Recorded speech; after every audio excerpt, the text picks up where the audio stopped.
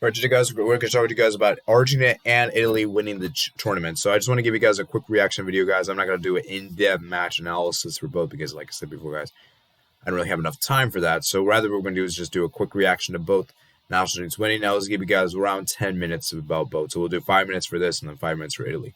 So let's start with the Argentina one. So, So what a win this is for Argentina Football Club. Argentina Football National Team.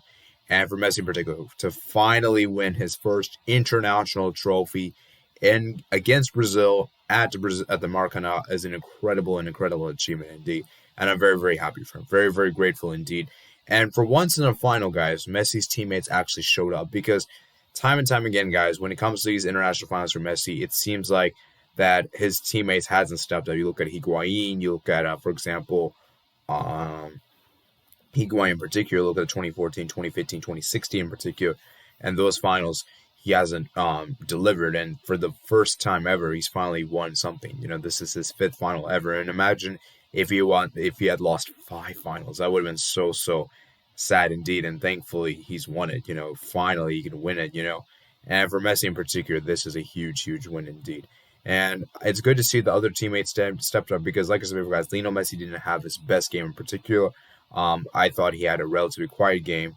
However, he did have a very, very good chance to nearly score, and unfortunately, he didn't really quite latch onto the ball, and Ederson was able to comfortably get there at the end. And for me, man, RJ looked really good. You know, you look at that pass Rodrigo de Paul created for Di Maria there. What a pass that was. Through ball that was red and low. He made a slight mistake on the defense. The ball finds nicely to Di Maria. Di Maria just had to control it and chip the keeper, and it is 1-0 to Argentina, man. 1-0 to Argentina. And that's perfect. That's probably the dream start Argentina could have had, especially the Maracanã, you know.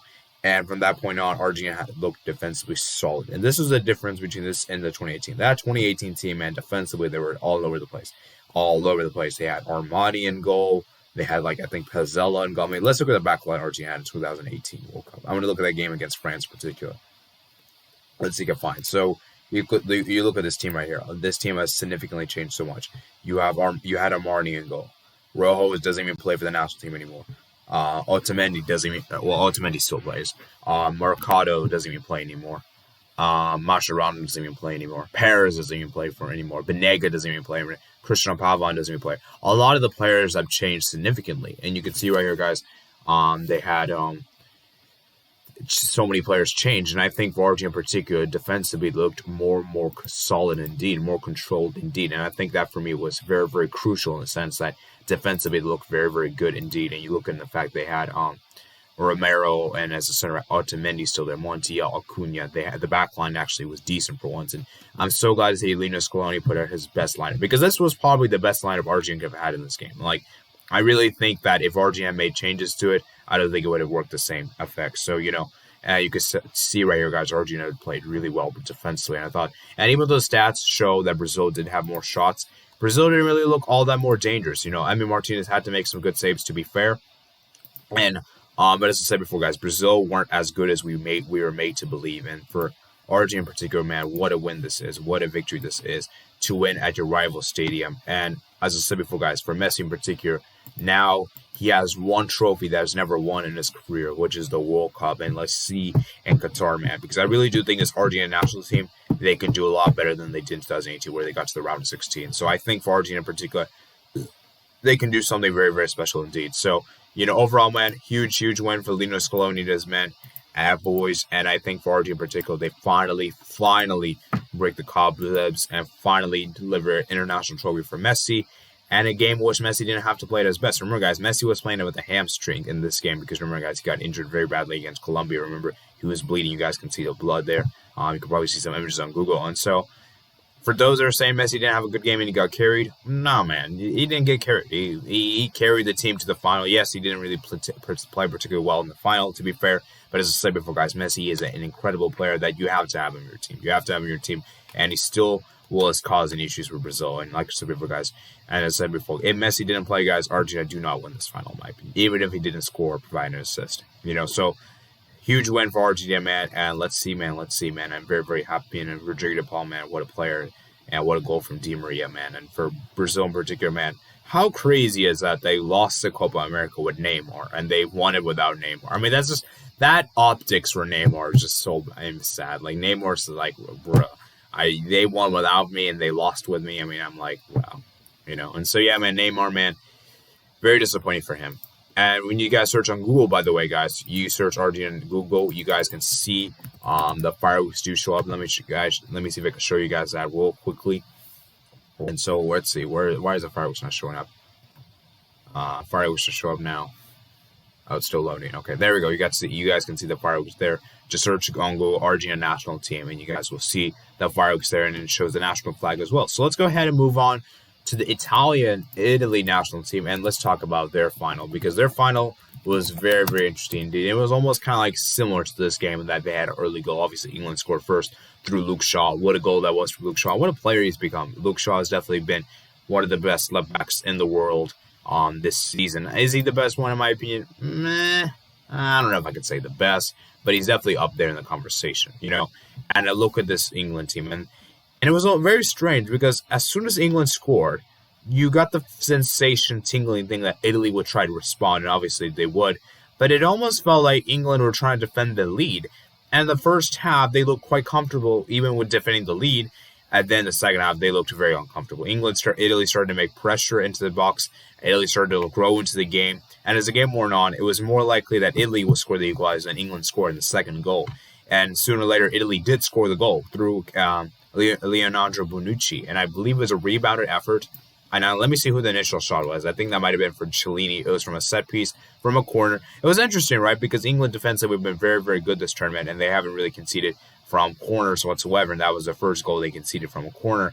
And you can see right, guys. So yeah, it's Insigne's corner is flicked on the near post, and Verratti heads it into the goal at the back. Pickford makes a big save as he claws to it. It gets the post, but Bonucci's is following in to Mihoka to pass the keeper into the back of the net. 1-1, guys, and it's a huge, huge goal indeed. And you could tell that England were dropping very deep in their own halves, and that was huge, huge. In Italy, when you have so much pressure, as I said before, guys, it doesn't matter how good you are defensively. You can never defend. It's difficult to really defend the lead, even for the best defensive teams in the world. And for England in particular, it was very, very much heartbreaking. And then went to extra time. Chiesa came off. He was injured. And Walker had a really good game. Walker basically dealt with Chiesa very, very effectively indeed. Then came extra time, and this is where things got very, very interesting indeed. He's right, guys. Someone came onto the pitch, and a Vader came onto the pitch, which was really interesting. And you can see right, guys, as the game went on, it was getting very, very interesting. Italy tried to get the second goal, and England looked pretty good in the second half. In extra time, they looked pretty good. They controlled the ball, and they had good possessions. I think Gareth Southgate made two interesting changes, bringing on Rashford and bringing on Sancho. And you might be thinking to yourself, well, is it to win the game, right? No, it's not to win the game. It's for penalty's sake. And I said before, guys, nations that usually take the first penalty usually go on to win the game. As well as the fact, and I look at England in particular, they let three black players miss their pen. And they have the audacity to use Bukayo Saka as the final pen taker. I mean, I get Saka's a great player and all. I know he's had a good season with Arsenal, but come on, man. He's 19 years old. He cannot be your last player to take the penalty for you. This is a 19-year-old. Why didn't Grealish take the pen? Why didn't Sterling take the pen? Why didn't John Stones take the pen? Why did Saka have to take the final pen? And let's be real, guys. Saka has never. I don't think Saka's ever scored a senior penalty in his life in a football match, guys. And you put him on for the biggest occasion and the European Championship final.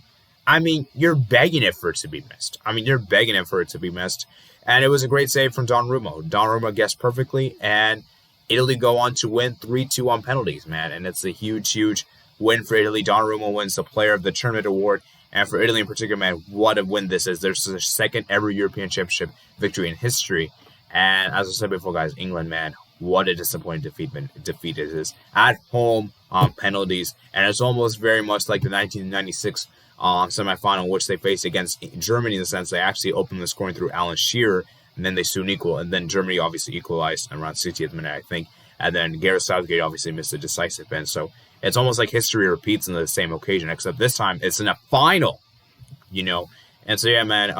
Congratulations to Italy, man. Huge round of applause. I think Chiesa had a good game. I think for me, Italy, Donnarumma obviously had a good game. Had to make some big saves at regulation, and obviously the penalty shootout and the Pickford. Obviously, what a player he's become. He was very good for England, in my opinion. Probably the best player for England, in my opinion, with the saves he made. And yeah, man, huge victory indeed. So let's go ahead and look at this insights real quick. Italy have won their second European Championship title and first in 53 years. It's the longest ever gap between championships determined by a single nation, surpassing Spain's 44-year wait from 1960 to 2008. Italy have won their sixth major tournament title among European nations. Only Germany have won more. England have won just 22% of their major tournament shootouts. Wow. The lowest ratio of any European nation have been involved in 3 or more. And so you guys can see right here, guys, the stats very much do indeed favor Italy in the sense that they did deserve to win. So congratulations to them. They were by far the best nation in the tournament.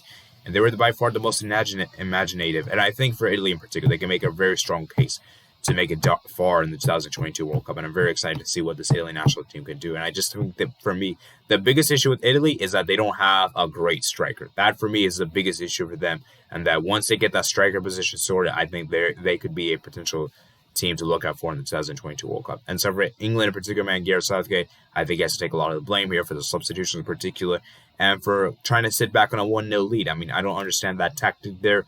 And for me, that was a very much wrong tactic indeed. So, yeah, man, huge win for Italy, man. And that's pretty much it for today, guys. So I want you guys to share in the comment section below what you guys think of both matches. Do you guys think the matches were entertaining? Because I thought the matches were very close. Very close indeed. Now, you guys know in finals in particular, guys, finals are generally close indeed. And I want you guys to comment down below your thoughts and how far you think both Italy and Argentina can do in the World Cup, as well as where do you think it went wrong for both Brazil and England. So I want you guys to comment down all that below, guys. And tomorrow, guys, I'll be doing a live Q&A on my channel, guys. So hope I see you guys there. With that being said, peace out. Remember, guys, to comment, subscribe, check out my description, Twitter, Discord, and my email as well. Thanks for watching.